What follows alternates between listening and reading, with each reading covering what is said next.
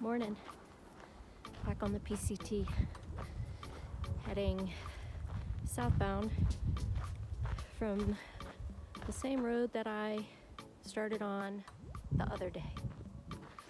So yeah, November 12, 2005, I said yes to Jesus, and things in my life started to turn around pretty rapidly and dramatically, at least in those first days. God healed me from alcohol addiction immediately, and I also went from a pretty deep depression to feeling like a whole person again overnight. And let me just tell you that from the minute that I said yes, I dove in headfirst into the deep end, completely filled with faith and just wanting to know God, to have the relationship that I didn't even know I was craving all of my life. Remember those sponges from back in the day that you would purchase and they were completely flat, like pieces of paper, and the minute that you put a drop of water on them, they would expand and become real sponges? I was like that. I was like this completely flat, dried up sponge that the minute I met Jesus, I started to expand completely and become who I was always meant to be. Yeah, I hit the ground running. I couldn't wait to get to know the Lord, and the best way to do that was to read the Bible. And so I bought myself a Bible, and in those early days I went to church frequently. I took advantage of all of the classes and Bible studies that I could get into, because I just wanted to know everything that I had missed out on for my whole adult life. Most people, when they say yes to Jesus, start their Bible reading journey in the New Testament with the book of John,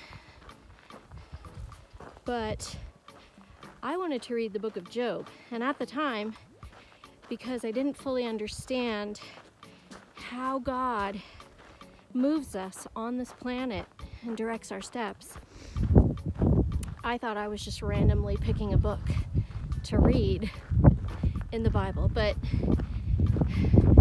God is not random. God is very purposeful, and He really does direct our steps.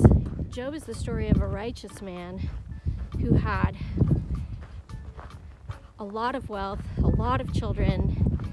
He loved God with everything that he had. And God allows the devil to basically turn Job's life upside down and take away everything that he has ever had. His wealth, his children, because the devil thinks that Job will curse God. Well, Job does not curse God. Job says, "The Lord gives and the Lord takes away. Blessed be the name of the Lord." And then God allows him to afflict Job in his health and just makes him really, really sick and in pain And Job still doesn't curse God. The story turns then to just Job not understanding why. Why would you do this? Why would you? I've loved you all of my life. I've sacrificed to you and I've devoted my life to you. So why would you punish me this way? And as I read that story through to the end, the last couple of chapters of that book, God finally shows up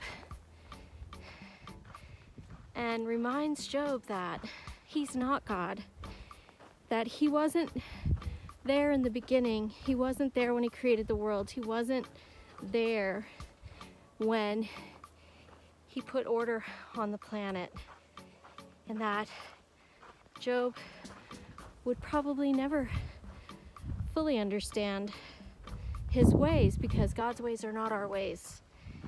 His ways are higher than ours, and faith is trusting that God has a plan and knows what he's doing. In the end of that book, Job repents and says, God, please forgive me because I didn't know what I was talking about. And it hit me when I reached the end of that book that is how I blamed God when my dad died, and that instead of clinging to God, I pushed him away and I blamed him, and I didn't fully understand the purpose for any of that pain.